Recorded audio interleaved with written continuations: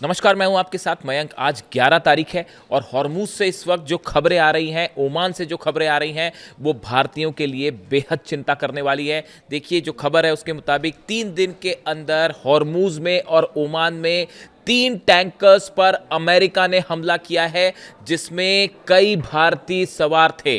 और देखिए, मैं इन तीनों हमलों की बात करूंगा। सेटेबेलो जो टैंकर है, इस पे हमला हुआ, उसके पहले मैरीवेक्स पर हमला हुआ और इस समय एमटी जलवीर, ये 3 टैंकर्स हैं जिन पर भारतीय सवार थे। इन पर अमेरिका की तरफ से हमले किए गए हैं, ईरान की तरफ से नहीं। ये बात यहां साफ होनी चाहिए। और देखिए, सबसे पहले जिसकी बात होगी वो है सेटेबेलो। ये वो टैंकर है जिसके ऊपर अमेरिका की नेवी की तरफ से हमला किया गया।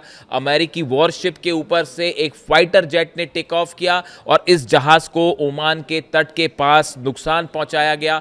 इसमें 21 भारतीय सवार थे, जिसमें 3 भारतीयों की मौत हो गई है। देखिए, ये बेहद दुखद खबर आई है। 3 भारतीयों की अमेरिका के जेट के हमले में मौत हुई है। अमेरिका ने अपने फाइटर जेट से इस टैंकर के ऊपर हमला किया। इसमें 21 भारतीय थे और उसमें से 3 की अब मौत हो गई है। तीनों लापता थे और अब इन तीनों की मौत हो गई है। देखिए, इस सेटेबेलो जो जहाज़ है, इसको लेकर जो जानकारियां सामने आई है, अमेरिकी सेंट्रल कमांड की तरफ से कहा गया है कि ये इस पे पलाऊ का झंडा लगा हुआ था और ये टैंकर जो है वो ईरान से ऑयल लेकर वापस आ रहा था। ईरान से तेल लेकर ये ओमान के करीब जब पहुंचा, तब इस पर हमला किया गया। और बताया जा रहा है, जो अमेरिकी सेंटकॉम का कहना है कि अमेरिका ने जो नाकेबंदी कर रखी है, अमेरिका की तरफ से वार्निंग दी गई, लेकिन जहाज़ ने उसका पालन नहीं किया, इसलिए हमने हमला किया, ये कहना है अमेरिका का। और देखिए, इस टैंकर के ऊपर जो है वो काफ़ी समय से अमेरिका की नेवी की नज़र थी, ऐसा बताया जा रहा है।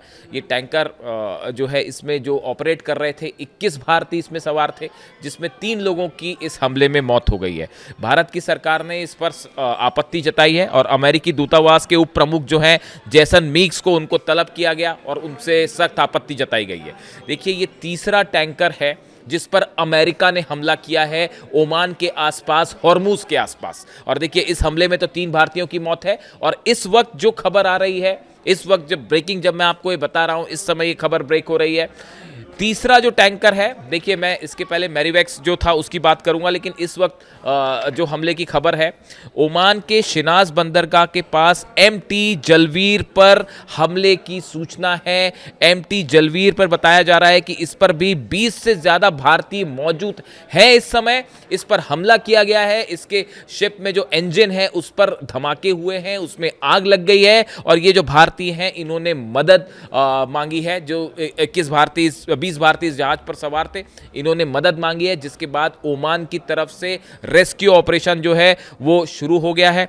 ओमान में भारतीय दूतावास ने घटना की पुष्टि कर दी है और संबंधित अधिकारियों से लगातार संपर्क में है। बताया जा रहा है कि जहाज को शिनाज पोर्ट के पास जो है वो निशाना बनाया गया, जो कि ओमान के करीब है। ये जो जलवीर है, इस पर हमला कैसे हुआ, किसने किया, ये बात अभी सामने नहीं आई है। लेकिन बाकी जो दोनों जहाज हैं, दोनों टैंकर हैं, सेटेबेलो पर हमला ये अमेरिका की तरफ से किया गया। सेंटकॉम ने इसका एक वीडियो भी जारी कर दिया, अमेरिका की तरफ से एक वीडियो भी इसका जारी किया गया है। और देखिए, टैंकर मैरीवेक्स, ये सबसे पहले 2 दिन पहले इस पर हमला हुआ था और ओमान के तट के पास अमेरिकी सेना ने, नेवी ने जो है वो इस पर हमला किया था। इसमें 24 भारतीयों को निकाला गया था, उसका रेस्क्यू ऑपरेशन की तस्वीरें आई थी और ओमान जो है उसने रेस्क्यू ऑपरेशन चलाया और ओमान के अधिकारियों ने जो है इसमें मदद की भारतीयों को बाहर निकालने में, और उन सबको बचा लिया गया। अब देखिए, हालात ये हैं फिलहाल कि 3 भारत के टैंकर्स, देखिए, ये भारत के टैंकर्स नहीं थे क्योंकि फ्लैग इसमें दूसरे देशों के लगे थे, लेकिन ये टैंकर्स भारतीय ऑपरेट कर रहे थे। इस पर अमेरिका की तरफ से हमले होते हैं और ना सिर्फ हमले होते हैं, इसमें जो सेटेबेलो है, इसमें 3 भारतीयों की मौत भी हो गई है। ये बेहद चिंताजनक है जिस तरह से ये हमले हो रहे हैं। ईरान बार बार इस बात को कह रहा है कि अमेरिका की दादागिरी चल रही है हॉर्मूज में, ओमान में, और जबरदस्ती हमारे इलाके को ब्लॉक करके खड़ा किया गया है। इसी बात को लेकर ईरान ने नाराजगी जताई है। और अब ईरान के साथ अगर हम जंग की बात करें, इस समय जबरदस्त जंग जारी है। हम पहले हॉर्मूज की ही बात कर लेते हैं। हॉर्मूज से जो इस समय खबरें आ रही हैं, हॉर्मूज में ईरान ने बड़े हमले किए हैं अमेरिका के जहाज़ों पर, अमेरिका के फाइटर जेट्स पर। देखिए, अमेरिका के जो एयरक्राफ्ट कैरियर्स यहाँ पर खड़े हुए हैं, अब्राहम लिंकन या दूसरे भी जो हैं, उनसे F-16 और F-35 ने टेक ऑफ किया था ईरान पर हमला करने के लिए।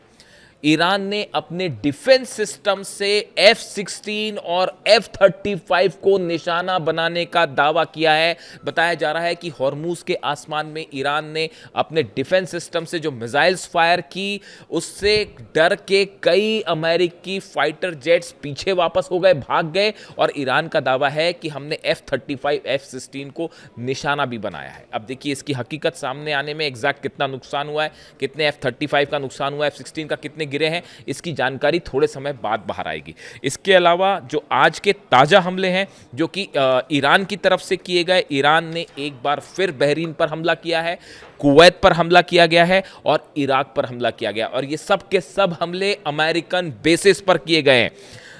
शाहिद ड्रोन 136 ड्रोन का इस्तेमाल किया गया है, खैबर मिसाइल्स का इस्तेमाल किया गया है और फतह 2 का इस्तेमाल किया गया है। यानी आप देखिए एक बार फिर फुल फ्लेजेड जंग शुरू हो चुकी है और ईरान की तरफ से जबरदस्त पलटवार है। देखिए कल डोनाल्ड ट्रंप की तरफ से बयान आया कि हम हमले करेंगे ईरान पे, और इस तरह के उनके बयान हुए। उसके बाद रात को अमेरिका की तरफ से कई हमले किए गए ईरान में।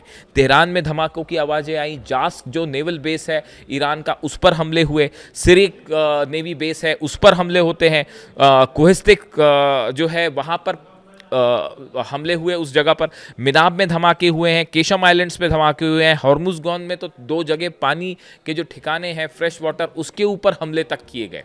ये हमले ईरान के ऊपर किए गए, उसका बदला लेते हुए ईरान ने देखिए कल 21 बेसिस पर 21 ठिकानों पर हमले किए थे ईरान ने कल, और आज फिर 20 जगहों पर निशाने साध दिए हैं ईरान ने। और इस हमले में जो है वो टारगेट पर कुवैत, बहरीन और इराक रहे। और बताया जा रहा है, देखिए लगातार इस तरह की खबरें आ रही हैं, अभी इस पर कोई नंबर्स का दावा नहीं हो सकता।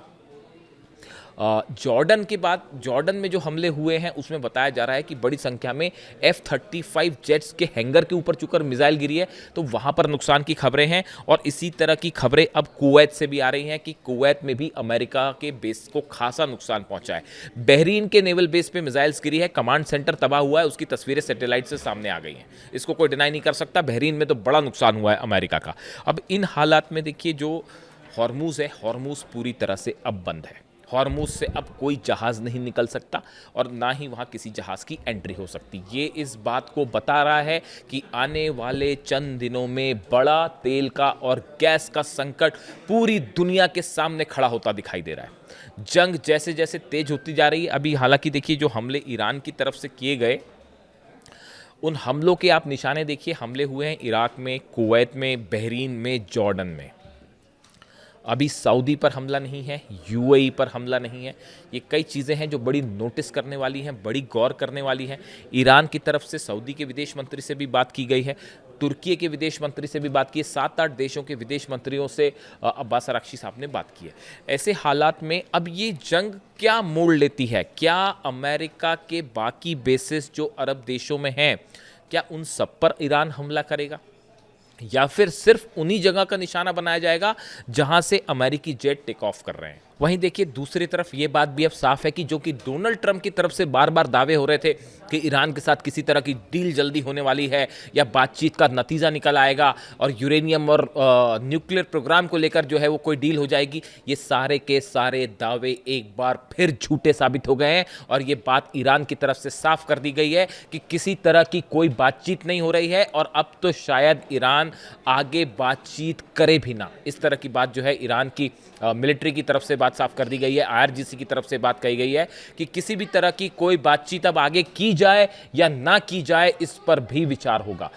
ईरान के विदेश मंत्री की तरफ से लगातार ये बयान आए हैं, ईरान के राष्ट्रपति की तरफ से ये बयान आए हैं कि जब तक अमेरिका ईरान के आसपास से अपनी सेना को पीछे नहीं हटा लेता, जब तक मिडिल ईस्ट के बेसिस खाली नहीं कर देता, तब तक ये जंग अब चलती रहेगी।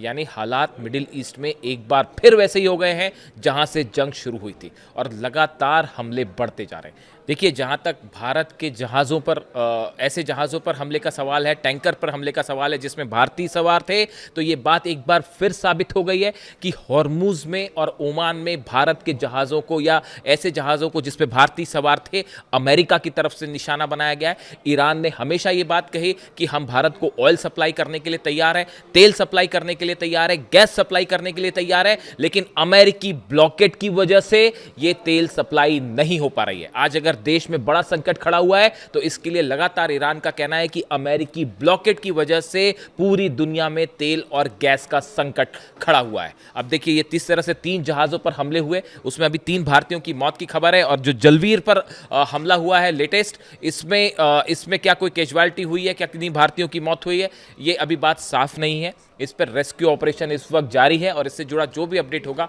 हम आप तक पहुंचाएंगे। Thank you so much.